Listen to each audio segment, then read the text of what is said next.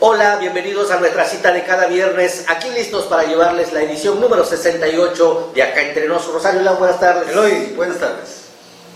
Como anillo al dedo.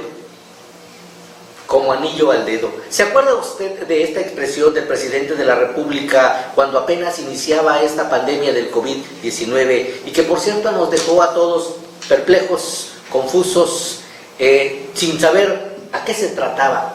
Porque era incomprendible que nos viniera a caer como anillo al dedo una pandemia que venía arrasando con tantas muertes.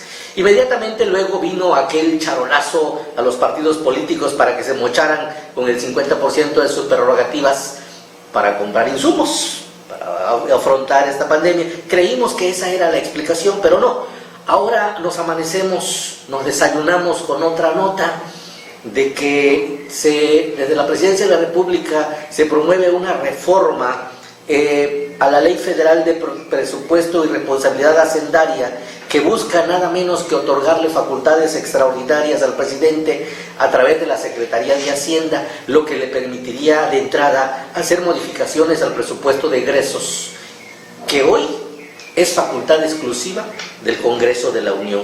Desde luego que esto ha venido a despertar el avispero de una manera tremenda, al considerarlo muchos como un atropello a la Constitución y a la división de poderes, desde luego. Rosario. Mira, creo que alguien dijo por ahí, un diputado federal dijo que pareciera que nos vamos encaminando hacia una dictadura perfecta. Se están dando las condiciones, se está creando el cultivo precisamente que nos está encaminando hacia ese rumbo. Venezuela, Cuba, Bolivia y otros países más transitaron por esa misma vía. Claro. Y hoy son los que gobiernan son unas dictaduras. Entonces, varios, incluso antes que Andrés Manuel llegara a la presidencia de la República, muchos habían alertado de que Andrés Manuel se iba a convertir en un dictador, y a mí me preocupa eso. Yo no creo que Andrés Manuel esté buscando eso para el país. Pues él ya firmó un documento donde dice que no va a repetir, pero bueno, acuérdate que siempre dice lo que diga el pueblo. Claro. Entonces, me preocupa bastante lo que está ocurriendo y lo que puede ocurrir en el tiempo venidero. Eloy. Como siempre, una de las primeras voces en contra de darle facultades extraordinarias al presidente es el diputado Porfirio Muñoz Ledo. Él fue el primero el que dijo, no voy a favor. Se le fueron sumando a la fecha a diputados de los diferentes partidos. Vemos al PAN, al PRI y al PRD haciendo lo propio, y me llama la atención a mí que la misma asociación de gobernadores del PAN, que no son pocos, están en ese mismo tenor. Ahora, ¿qué es lo que sigue? ¿En qué etapa estamos? El Congreso me parece que tiene la urgencia o la presión de sacar ya lo más pronto posible esta reforma. Ahora tienen que convocar a una sesión en pleno, pero me parece que les falta un voto, a Morena le falta un voto para poder llegar a esta etapa. Vamos a ver quién es ahí el atrevido, el sapo o el Judas, ¿verdad? Aun cuando, si no se diera en lo inmediato, vamos a tener que llegar a esa etapa. Y ahí veremos de qué están hechos nuestros diputados, llámese de Morena, llámese de PRI, de PRD, de lo que sea. Vamos a ver si en verdad ellos están en la dimensión correcta de saber cuál es el momento histórico que están viviendo y para qué están ahí. No es lo mismo ir, aplaudir, a levantar el dedo y todo lo que me dicten desde el centro. No, aquí yo creo que está en juego algo tan valioso para el país entero como es la división de poderes, como es ese equilibrio de poderes, esto que nos ha costado tantas vidas y tanta sangre conquistarlo. Rosario. Es necesario que haya algo que equilibre en todo, hasta en la balanza. Llevan algo que les da el equilibrio ahí. Entonces, esto se complica bastante, porque darle al presidente facultades extraordinarias, como lo pretende Andrés Manuel, es algo que vamos para atrás. Peligroso. Muy peligroso. Y en la democracia no creo que eso se vaya a permitir. Y el hecho de que los partidos políticos digan que no, está bien, porque acuérdate que el PRD, cuando Andrés Manuel estuvo en el PRD, también siempre frenaban al presidente cuando quería hacer algo que iba en contra de la sociedad, en contra del pueblo.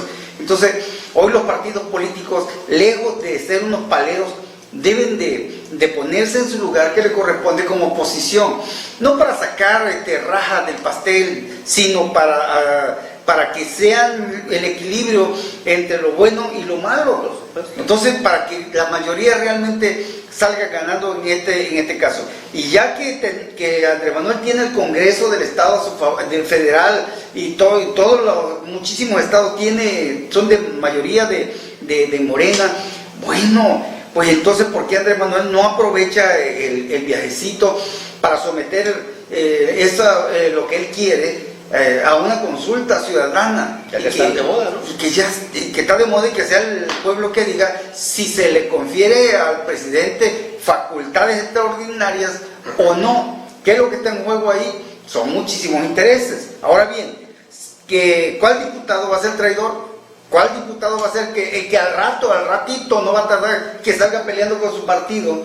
Y al ratito resulte que también que pues al final de cuentas como diputado independiente va a alzar la mano a favor. O sea, él se va a lavar la mano porque va a decir que ya no está en aquel partido. Claro. Como lo hacen aquí también en Tabasco, como lo hacen en muchos estados. Entonces aquí vamos a saber cuáles son los intereses que dominan a los diputados realmente. Vamos a precisar en qué consiste esta intentona de reforma. Esta intentona de reforma se funda preponderantemente en darle facultades adicionales al presidente, es decir, para que él pueda modificar el presupuesto de egresos en caso de una emergencia, dice. Ok, pero ¿por qué no mejor comenzamos por definir detalladamente este concepto de emergencia en la Constitución Política Federal, claro, como ya acontece para esos casos de la suspensión de garantías? Ok, o en todo caso, ¿por qué no se legisla para que esta declaratoria de emergencia la haga un órgano decisorio, como también sí se hace, o como aconteció con el Consejo de Salubridad General en el caso del coronavirus? Digo, porque no se puede así hacer nada más de un plumazo. Así es. Esto no es comerme un plato de lentejas. Está en juego, señores, cuestiones de un rango superior de cara a la nación entera. Oye, pero ¿y cuál es la desesperación de Andrés Manuel? Buena pregunta. ¿Por qué el desespero? ¿Por qué ahorita? ¿Por qué no agotar todos los canales de transparencia y de viabilidad permisibles? Pareciera que hay un desespero de hacerlo ya, aprovechando que tenemos mayoría de Morena en el Congreso Federal. ¿Acaso estamos pensando en un escenario adverso para las elecciones del 21? ¿Estaremos creyendo que en ese instante ya no tendremos mayoría y no podremos hacer estas reformas que hoy le urgen? Ahora o nunca, digo. Pero pues si a esas vamos, no es válido, no es permisible, y son muchísimas voces las que se están levantando en contra de esto, porque en efecto hay muchas coincidencias que de entrada es un atropello a la Constitución Federal y a la división de poderes, porque esta facultad, Rosario, es exclusiva del Congreso de la Unión.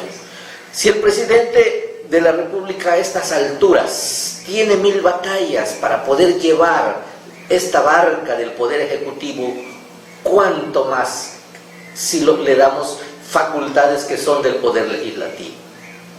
He escuchado infinidad de veces a nuestro presidente, por el que yo y mi familia votamos, decir que México, que los expresidentes o la mafia del poder se robaron el dinero del pueblo, que acabaron con todo.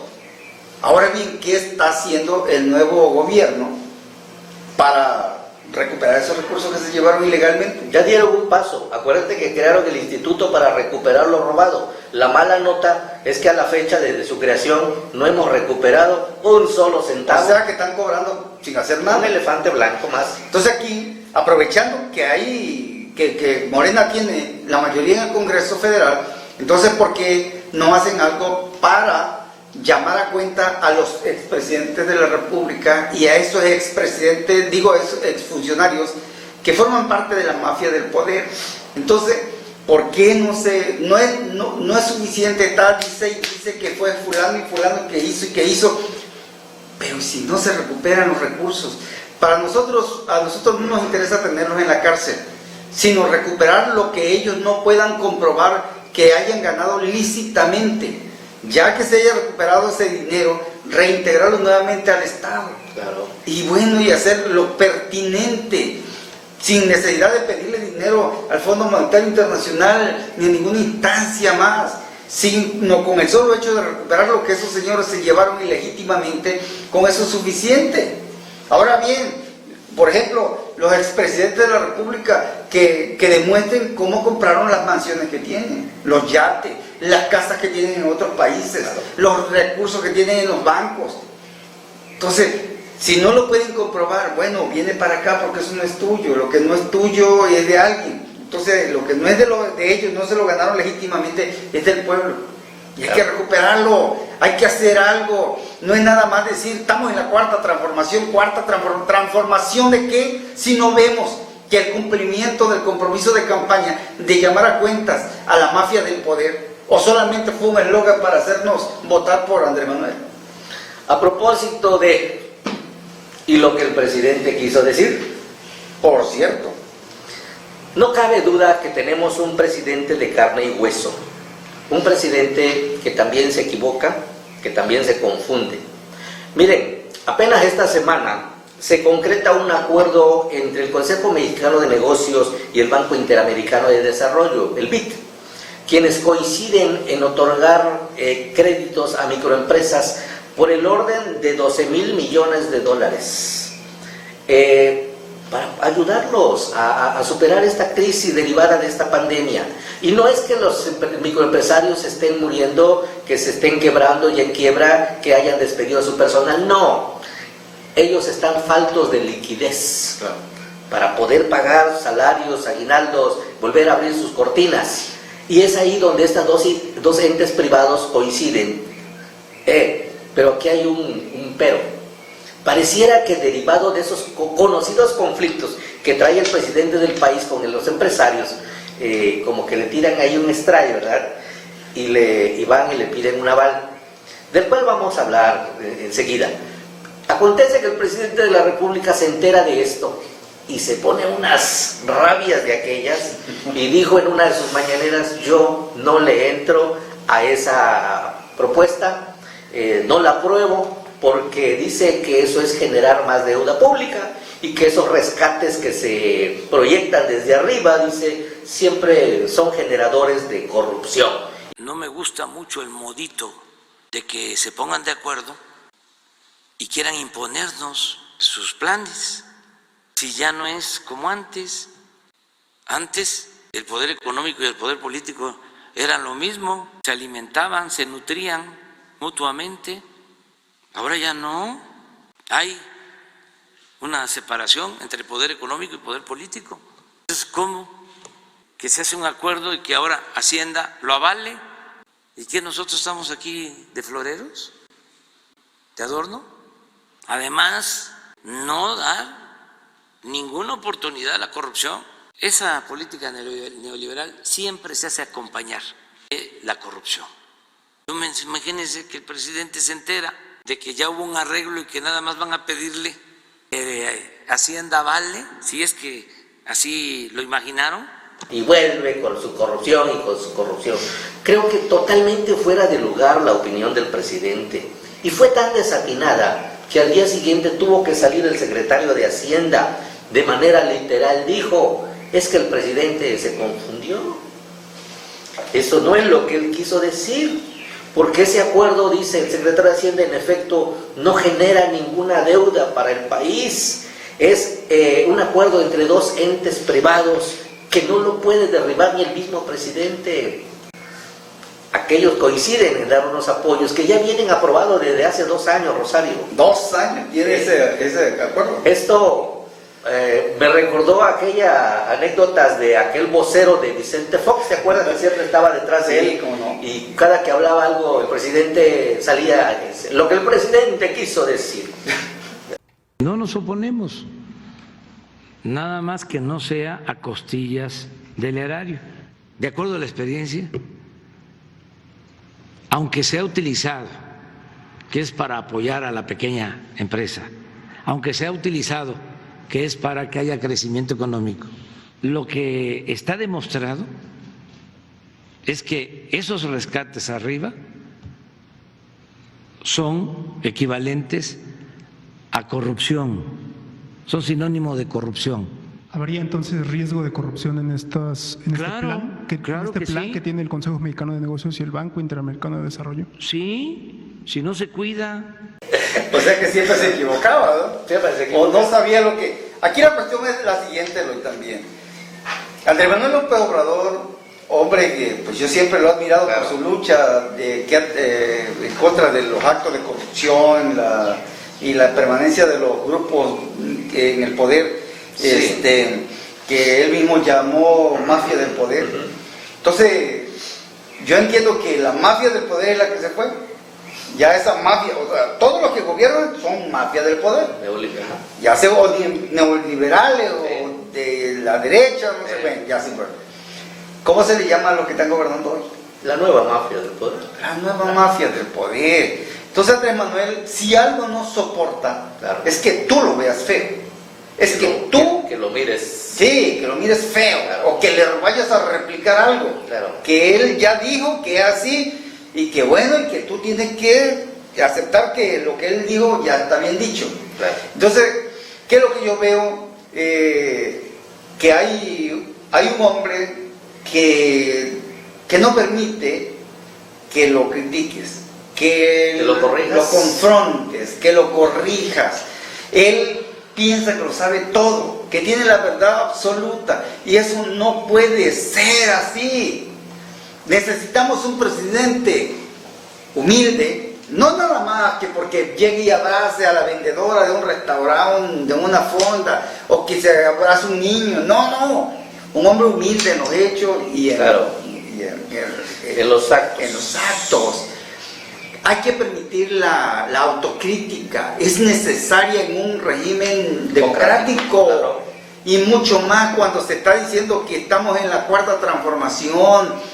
Si aquellos expresidentes corruptos no permitían la crítica, no permitían que se les corrigiera, caramba, entonces hay que demostrar también que acá sí se puede. Claro, mira. No porque alguien te corrija, no, ya tú eres de la mafia del poder, eres de allá de los adversarios. No, señor.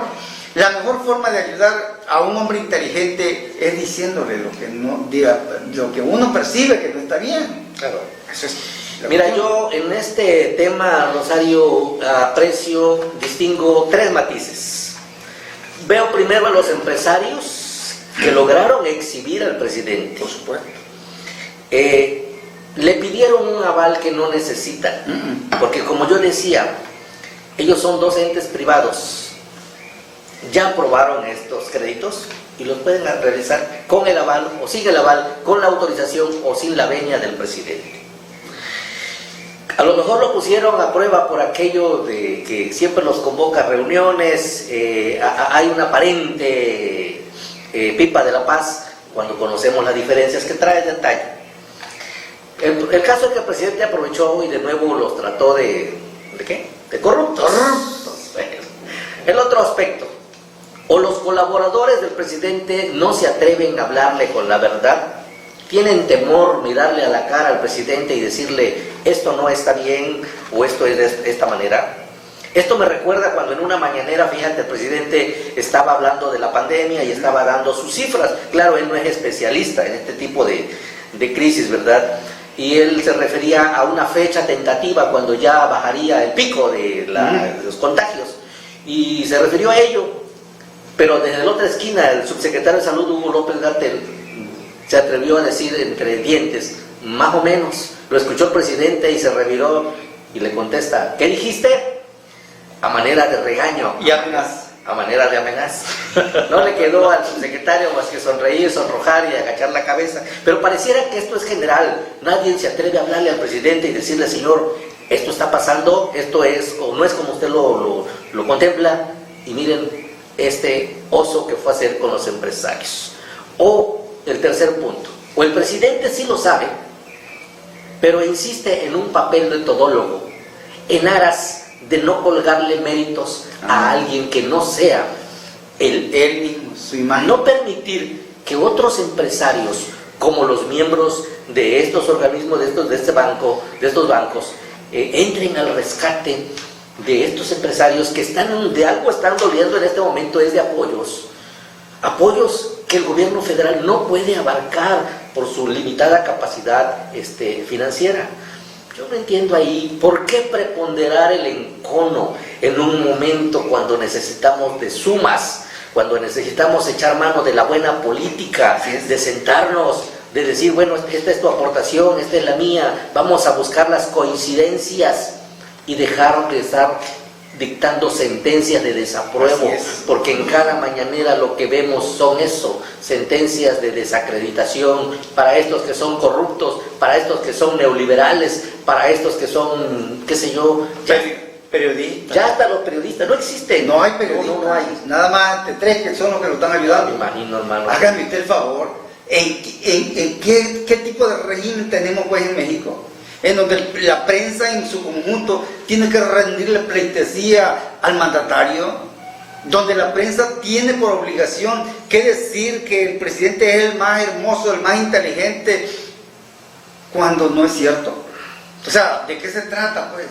Aún nos quedan algunos órganos que quieren respirar ese aspecto de autonomía, Rosario. Ojalá lo pudiéramos conservar en el país. Me refiero al Instituto Nacional Electoral, el INE, que hace 4 días ordenó precisamente que el gobierno del presidente Andrés Manuel, el gobierno federal, suspenda la difusión de una carta que se le estaba enviando a los beneficiarios de los créditos a la palabra. A alguien se le ocurrió impugnar esta parte y el INE consideró que estaba efectuándose una promoción indebida de la imagen del presidente. La pregunta del millón aquí, ¿qué va a pasar con esos consejeros o con ese presidente del INE al haberse atrevido a ir en contra de ese diseño que ya estaba puesto en marcha por parte del presidente de la República? ¿Habrá perdón, olvido? ¿Habrá un reconocimiento a esa valentía de poder efectuar algo de equilibrio o habrá un reproche? Vamos a dejarle tiempo al tiempo. Lo único que puedo adelantar que Andrés Manuel es un hombre que no olvida y no perdona. Aun cuando él dice que a los adversarios, enemigos hay que abrazarlos y toda esa cosa que suena muy bonita pero que los hechos no se dan, deja que dale tiempo y ya vas a ver que el encargado del INE no va a durar ahí. No vaya a ser la gota que derrame el vaso, porque acordémonos que ya hace algunos meses el presidente, cuando se refería al INE, decía que eran lo mismo del pasado, que no eran confiables, porque pues seguramente le reprochaba que desde ahí se había tolerado aquellas faltas de haber llegado a la presidencia antes de este proceso, ¿no? Y que eran parte de los complots y de las trampas políticas. Vamos a ver ahora cómo le responde el presidente a los consejeros del INE. Vamos a estar pendientes. Cambiando ligeramente de tema y a propósito de corrupción, hay un personaje en Tabasco al que le fue creado una institución para él solito, fíjate. Le crearon la Unidad de Inteligencia Patrimonial y Económica, precisamente para indagar, para documentar todo lo que pudiera oler a corrupción cometido por funcionarios públicos. Me estoy refiriendo desde luego a Arturo Esteban Abreu Ayala, el autonombrado Tigre. Pues resulta que ese tigre, de tigre no trae nada. Lo vemos a diario desde sus diferentes plataformas digitales, compartiendo subiendo, publicando todo lo relacionado a las actividades del presidente y todo lo que huele a Morena. Digo, esa es la función, para eso le crearon una instancia tan importante y con estructura, con presupuesto. Digo, ¿se quedó corto o en qué mundo anda? Y me pregunto al final, ¿dónde quedaron aquellas carpetas de investigación que dijo que ya tenía casi listas en contra de toda la fauna de Arturo Núñez? ¿Dónde quedó la bolita? Lo único que te puedo decir es que el Tigrillo no está quedando de ver. Lamentablemente, este funcionario que viene también, es recomendado de ¿cómo se llama? Que fue fiscal Valenzuela Pernas, Ajá. Recomendado de Valenzuela. Entonces, ¿cuál ha sido el aporte que ha tenido para la sociedad desde su llegada a esa institución donde lo pusieron, que le crearon, por cierto? Entonces, es una vergüenza y da pena ajena que hasta este momento ninguno de esos funcionarios de primer nivel que atracaron a Tabasco estén presos. O volvemos a lo mismo, no presos, sino que se les haya quitado lo que se robaron, lo que no puedan comprobar. Es más, vamos a quitarles lo del robado. Vamos a decir nada más, a quitarles los excesos económicos que tienen, que no puedan comprobar cómo los adquirieron. Si no lo sabe comprobar, bueno, viene para acá porque esto es del Estado. Entonces, pero hasta ahorita el señor Tigrillo nos está quedando a deber, y es una pena y vergüenza que esté cobrando por un salario que nos está desquitando. El hecho de convertirse también ya como vocero de Morena no es suficiente, porque no fue creado para eso. Esa institución no fue creada como una ala de Morena, sino como de gobierno mismo. Creo que de Tigre ya no le queda ni una raya. Ya hasta me estoy creyendo esas versiones de que todo su envalentonamiento obedece a que en cualquier rato se va a convertir en el consuegro de un eminente hombre de la política en Tabasco. No sea así. Es tan frágil el hombre que si tú te atreves a cuestionarlo en sus mismos muros de Facebook, te bloquean. Resulta que tiene la piel más sensible que una salamandra. Pero bueno, cosas peores, dijo la viejita, que se verían y ya las estamos viendo. Así es. Pues bien, cambiando ligeramente de tema, Rosario, hay algo que está sucediendo en nuestro terruño, Tabasco, y creo que en varias partes del país. Mira, antiguamente el gran business de los agentes de tránsito, ahora de vialidad, así llamados, era el cinturón de seguridad para los automovilistas y el uso del teléfono celular.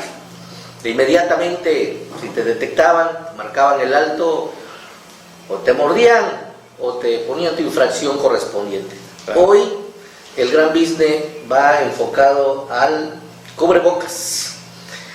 Al cubrebocas y al número de pasajeros que van en una unidad particular, ¿verdad? Si es particular. Para el transporte público es otra la modalidad. El caso que el gobierno en varios estados ya se han publicado incluso listas de cuánto es el monto que se ha cobrado por multas. Tabasco igual, por ahí ayer, antier, una nota local dice, hemos cobrado tanto de multas por ¿cómo se llama? La falta esa de no traer el cubrebocas. Y vemos a los agentes en las calles, en las esquinas, 500 pesos, 300 pesos, si te quieres ir de inmediato y te evitas otra multa, ¿no? Sí, así es. Qué terrible, pero mira, qué ironías. El presidente de la República dice que él no usa cubrebocas porque no se lo ha recomendado el subsecretario de Salud. Es que primero había dicho que sí, luego dijo que no, pero ojalá alguien le informe al presidente de la República que aquí en su tierra es casi un delito de lesa humanidad el no portar cubrebocas. Entonces a mí se me hace que como que estamos en un relajo, en un desorden, o cómo está esta cosa. Mira, yo creo que volvemos al mismo tema. El presidente ignora muchas cosas que están ocurriendo en el país. No todo lo que le dicen 2 o 3 al oído es verdad. Entonces aquí la cuestión es, o no se atreven a decirle lo que está ocurriendo, por aquello de que pues, él es el único que sabe. Entonces, pero sí es lamentable ver, no solo en todo el estado, a los policías de tránsito haciendo el negocio de su vida. Claro. Pero es que, mira, pueden ver que un cabrón está saltando el banco y no hay ningún problema, lo dejan que se vaya. Pero si ven que un hombre o una mujer va sin el cubrebocas, hermano, le ponen viaje hasta que le llegan y órale, cabrón. Te mochan. Móchate, cabrón. Pero ya los moches están ya erradicados, digo, Andrés Manuel. Pero fíjate que estos business de los inspectores, de los agentes de vialidad, y en ocasión pues de esta medidas de seguridad por el concepto del coronavirus, esto se ha extendido hacia los inspectores de finanzas, sí, quien ahora han focalizado su mirada hacia los clandestinos. No sabemos, porque ahí estamos en otra contradicción. Vemos a la secretaria de Gobernación Federal diciendo que no es necesario la ley seca. Incluso le dice a los alcaldes, cuidado, todo es permisible, pero no se metan con restringir la vialidad, porque se está violentando ahí una garantía, de la que hablábamos nosotros en el programa pasado, ¿verdad? Sin embargo, pues desde cuando aquí tenemos ley seca, y lo que ha venido a aflorar son los clandestinos, porque la gente se las ingenia y no sé bajo qué radares, pero ellos localizan en dónde está. La pregunta del millón: ¿cómo le hacen los clandestinos para surtirse? ¿Quién les surte? Perdón, hay un dato que me acaban de pasar. Ayer precisamente me dice Rosario, te informo, dice que allá hay un clandestino y que está la caguama cuesta 95 pesos. El 6 de modelo vale 200 pesos. El 6 de 6. Le digo, ¿qué cosas? Eso así vale. La pregunta: ¿cómo le hacen esos señores para surtirse? ¿Y dónde están los agentes de reglamento? ¿Dónde están los encargados, los inspectores de vigilar que las distribuidoras no estén operando? Ahí está el business encerrado. ¿De qué se trata, pues? Pero mira, a propósito hablando de bebidas embriagantes y de este tipo de medidas, ahí está la encumbrada priista, exdiputada local y federal Lorena Borregar de los Santos, envuelta en un gigante enredo. Acontece que en plena ciudad de su tierra natal, Macuspana, la policía intercepta una camioneta repleta de cerveza. La propietaria del vehículo resultó ser Lorena Borregar, la siempre crítica, la puritana priista que se la sabe de todas, quien tuvo la fineza, o como se llamará, fue ante la agencia del Ministerio Público a reclamarle su vehículo, y a los malcrientes o los de la zona dicen que se volvió a ostentar como diputada federal. Todavía vive en el ayer, o piensa que todavía esa membresía le concede fueros. El caso que ahí está la exdiputada envuelta en este enredo, quien no es novedoso saber de que ella tiene por allá 2 o 3 depósitos. En la época de bonanza, cuando le tocó vivir, pues logró adquirirlos y se le está imputando de que estaba por ahí surtiendo de manera ilegal este tipo de bebidas. Que es lamentable, ¿no? Pero también se sabe de que los de reglamento están haciendo importantes decomisos de cerveza. La pregunta es, ¿y dónde? ¿Hacia dónde la llevan? ¿A dónde está esa cerveza decomisada? Sí. Digo, ¿la están reportando o la están canalizando para otro lado? Ahora, sería importante que los encargados de la vigilancia, de las contralorías de todo el estado, se pongan a trabajar en ese sentido para asegurar que todo esté funcionando bien. Claro. Sí, porque hasta la fecha no sabemos de algunas carpetas de investigación iniciadas en contra de aquellos que les decomisaron esos productos, ¿verdad? Entonces habría que ver hacia dónde se canaliza. Sobre el mismo tema, Rosario, y sobre esas mismas medidas de protección sanitaria que se han implementado, vemos por ahí un pleitazo que se trae el alcalde de Jonuta, Tito Filigrana, con el diputado de ese mismo lugar, Rafael Elías Sánchez Cabrales. El alcalde prácticamente tiene cercado a su municipio. No deja que entre nadie y no sale nadie. Qué bueno, en un momento esto le funcionó y le funcionó bien, porque hasta hace algunas horas todavía Jonuta estaba invicto no llevaba ningún reporte. Los informes que tenemos sobre la mesa nos hablan de que ya hay un primer caso de una mujer muy joven que resultó positivo. Qué triste. El caso también es que, lo triste también es que haya un pleito de dos caciques ahí peleando poder político, porque al final de cuentas se están peleando la parcela. El presidente advirtió al diputado que si tú entras al municipio no te dejo salir porque eres un peligro de contagio, le dijo.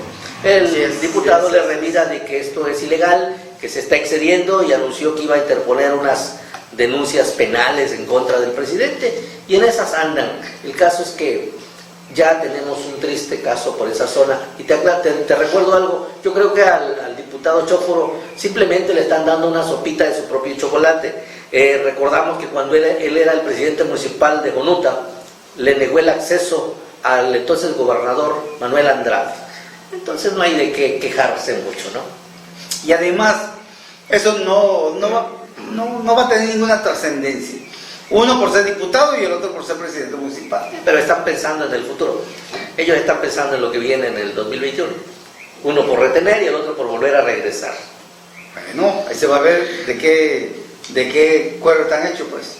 Rosario, nos vamos a ir, pero sin dejarles sobre la mesa, desde luego, que este COVID, esta pandemia, nos está pegando fuerte. A nivel nacional ya se registran 19.224 contagios y con la triste cifra de 1.859 fallecimientos. Así es. Para Tabasco, apenas ayer cerrábamos con 984 contagios y 124 decesos.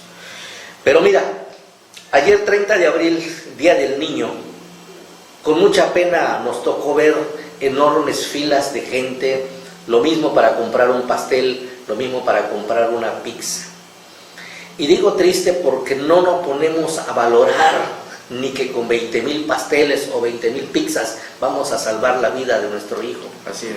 Es mejor quedarse en casa, guardar las recomendaciones muy textuales que a diario nos repiten las autoridades. Lo otro, pues tendremos que esperar al 15 de mayo para ver cuál va a ser la consecuencia de ese desacato de ayer, ¿verdad? Y ya ni me quiero imaginar cómo va a ser la movilidad de la gente el próximo 10 de mayo. Así es. Estamos renuentes y esto es muy peligroso, Rosario. Eloy, es tan drástico lo que está ocurriendo a nivel mundial que nos agarró, pues prácticamente a México lo agarró, al gobierno de México lo agarró con el pantalón en las rodillas. ¿Por qué digo esto? Porque hasta este momento, aun cuando el subsecretario Gatell está diciendo que están enviando insumos a todos los hospitales, hasta este momento la mayoría de los hospitales adolecen de material para protegerse, que los médicos y la enfermera puedan protegerse por algún contagio del COVID-19.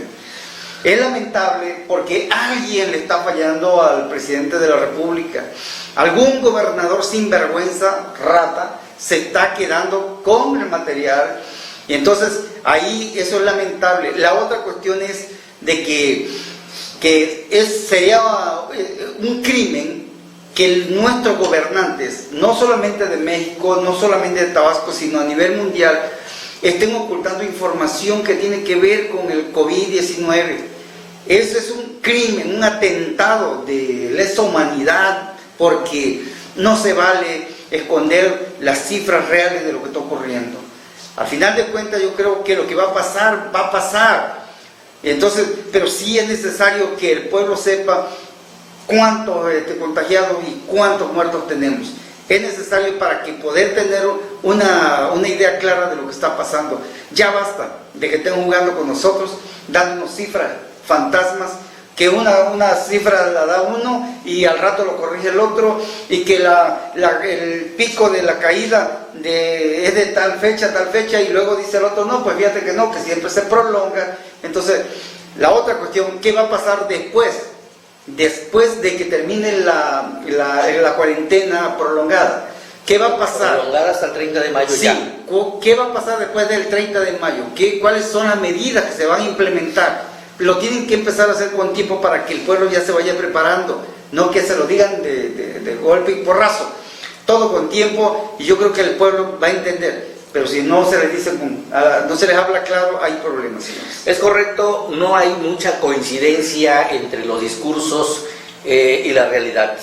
Nos hablan de que del diario se envían toneladas de insumos, de que los hospitales tienen todo para poder afrontar esto. Sin embargo, si vamos y le ponemos micrófono a cualquier enfermera, a cualquier trabajadora, a cualquier doctor, nos hablan una realidad muy diferente y muy triste. Claro. Tanto es así que las estadísticas, al menos en Tabasco, nos hablan de muchos muertos, médicos, enfermeras y personal de asistencia y policías en los hospitales. Ese es otro tema que vamos a dejar pendiente porque se ha insistido en negar que hay elementos de la policía estatales que también han muertos y fallecidos. No sabemos el por qué esa insistencia en negar un dato que al final de cuentas sería benéfico de cara a la sociedad, poder saberlo, ¿verdad? A eso me estoy refiriendo. Ok, señoras y señores, como siempre es un gusto haber podido entrar a sus hogares. Muchas gracias por la preferencia de su atención. Nos vemos y nos escuchamos el próximo viernes, si Dios nos permite licencia, en otra transmisión más acá entre nos. Acá entre nos.